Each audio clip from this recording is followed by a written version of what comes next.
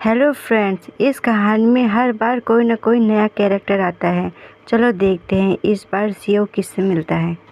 और कहानी की शुरुआत में हमें सीओ दिखाया जाता है जिसके पास के कोई शब्द ही नहीं होते और वह थोड़ा सा घबराया हुआ होता है और मन में सोचता है, आखिर इसे कैसे पता चला कि ओरिजिनल पानी में डूब गया था। फिर यून हैंग कहता है, मैं आपको यून फेंग द्वारा ली जाने वाली दवाई देने की सोच रहा था क्योंकि वह उस पर बहुत अच्छा काम करती है, पर माय लॉर्ड मुझे नहीं लगता कि उसकी आपको ज़रूरत भी होगी क्योंकि आप तो एकदम ठीक हैं।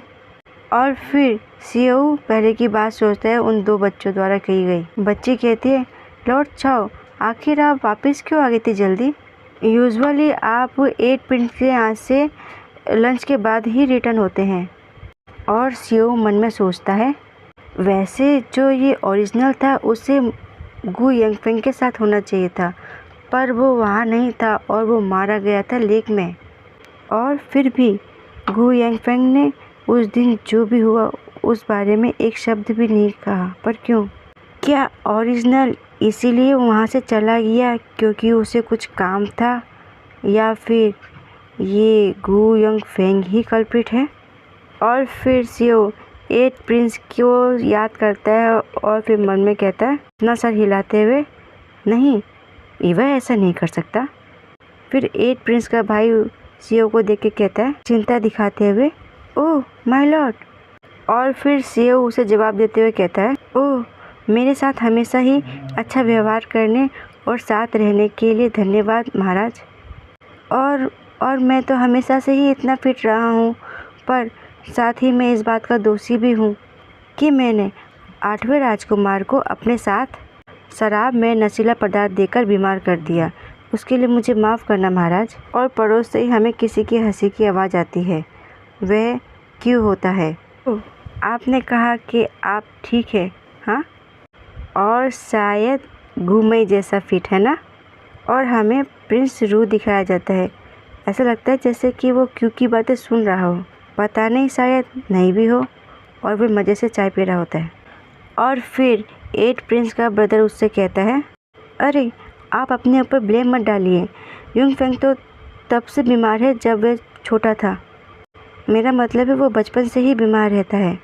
और देखो रू अभी भी आराम से चाय पीते हुए। और फिर सीओ उससे पूछता है, वो मैं आपको कैसे पता चला कि मैं पानी में डूब गया था योर हाइनेस? और इस बात से कुछ वक्त के लिए शांति छा जाती है। और फिर सीओ कहता है और मुंह बना के कहता है, मैं कुछ वक्त से इन दिनों 7 प्रिंस के यहाँ ही रहता हूँ और इनको भी इस बारे में कुछ नहीं पता। और फिर 7 प्रिंस कहता है, मुझे पता है इस बारे में। और ये सुन के सीओ चौंक जाता है और कहता है, क्या आपको पता है?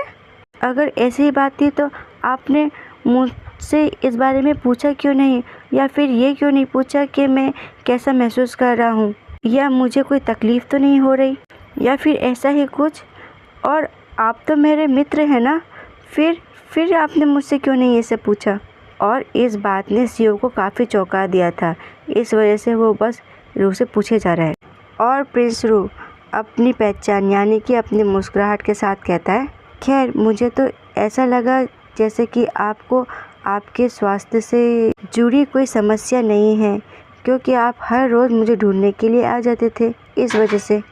और 8 प्रिंस का ब्रदर अपनी सफाई देते हुए कहता है, वैसे मैंने कल रात इस बारे में एक जगह चर्चा सुनी और अगर मैं ईमानदारी से कहूँ तो मुझे पूरा यकीन है कि शराब पीने के बाद पूरे तरीके से भीगे हुए युवा मार्क्यू के अपने क्वार्टर जाने की खबर पूरी तरह से अब तक फैल गई होगी, वो भी पूरे इलाके में। और सीओ अपने मन में सोचता है, मुझे लगा कि उसमें शायद इसका हाथ है, पर और देखो बात बस इतनी सी थी कि लोगों को लगा कि मैं शराबी हूँ और इसीलिए उन्होंने मेरे बारे में इतनी अफवाह फैला दी।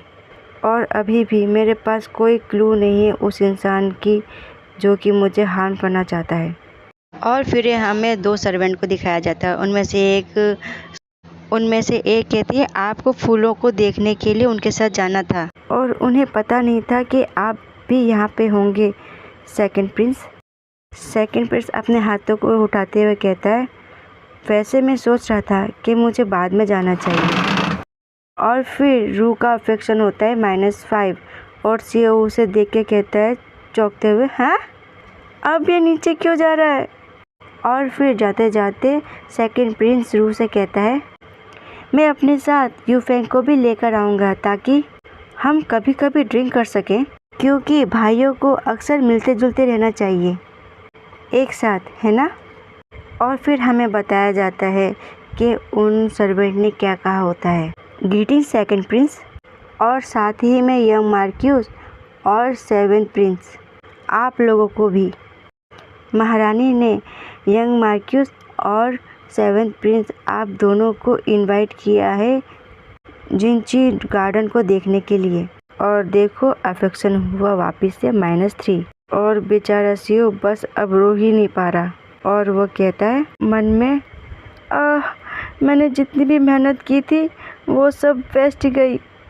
और फिर वह सेकंड प्रिंस को चेक करते हुए कहता है, सही है, मुझे फिर से गु येंग का अफेक्शन चेक कर लेना चाहिए मेरे लिए। और वो जो देखता उसको देख के काफ़ी शौक हो जाता है। वहाँ पे कोई अफेक्शन नहीं होता, बस माइनस, और उसे कुछ समझ नहीं आता।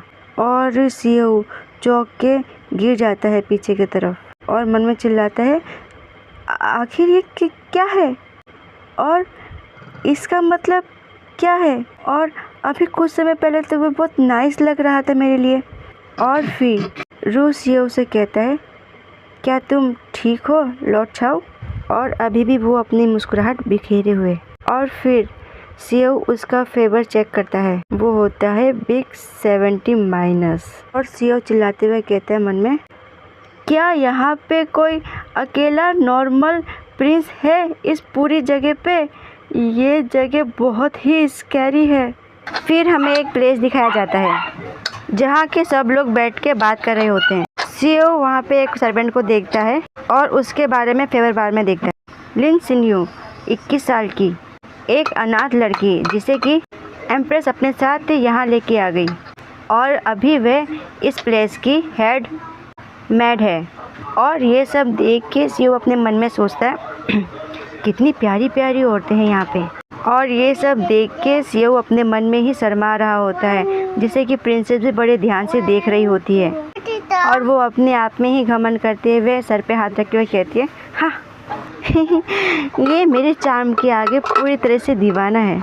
और आदमी वाकई में बिल्कुल भी हॉनेस्ट नहीं होती अपनी फीलिंग से, है ना। और फिर हमें महारानी जी को दिखाया जाता है जो कि रू से कहती है, तुम पहले के मुकाबले में काफ़ी पतले हो गए हो यूनहैन। और आखिरी बार जब मैंने तुम्हें देखा था वो देखा था न्यू ईयर ईव में पैलेस बैंक्वेट में, है ना। प्लीज़ और अच्छे से खाया करो और ज़्यादा खाया करो और मुझे बताना अगर तुम्हें किसी चीज़ की ज़रूरत हो, ठीक है। और प्रिंस रू उसे कहता है, आपके कंसर्न के लिए थैंक यू माँ। और फिर रानी सीओ से कहती है, लिटिली क्या तुम्हें चोट लगी थी जब तुम पानी में गिर गए थे कुछ दिन पहले? और ये बात सुन के प्रिंसेस कहती है, क्या बिग ब्रदर आप पानी में गिर गए थे? हाँ। और सीओ उसे देखते हुए कहता है, अरे ऐसी कोई बात नहीं है, मैं एकदम ठीक हूँ। और फिर सीओ कहता है, इस वजह से बस मेरे सारे कपड़े गीले हो गए, पर मुझे बिल्कुल भी चोट नहीं लगी, बल्कि कहा जाए तो थोड़ी सी भी नहीं। और सीओ मन में, मुझे ये महारानी कुछ जानी पहचानी लग रही है। और यह हमारा प्रिंस रू चाय पीते हुए झपकी ले रहा होता है। और फिर महारानी चिंता करते हुए कहती है, और आखिर तुमने इतनी शराब क्यों पी ली कि तुम बेहोश ही हो गए? और तुमने पहले कभी इतनी शराब नहीं पी थी? क्या तुम्हारे दिमाग में कुछ चल रहा था जो तुम्हें परेशान कर रहा हो? और सीओ अपने बालों को स्क्रैच करते हुए कहता है, वो ये तो बस एक क्षण भर की बात थी। और मन में कहता है, मुझे तो इस बारे में कोई आइडिया ही नहीं। और फिर क्यून कहती है दुखी होते हुए, आखिर मैं तुम्हें यहाँ से ऐसे कैसे जाने दूँ? अगर वहाँ तुम्हें उस दिन कुछ हो गया होता तो क्या होता? और सीओ और राजकुमारी दोनों ही एकदम से कहते हैं, क्या उस जगह को छोड़ दे? और हमारा प्रिंस रू अभी भी चाय पीते हुए झपकी ले रहा होता है। और यहीं पे ये पार्ट होता है। सब आप please friends like and subscribe करना ना भूलें। धन्यवाद।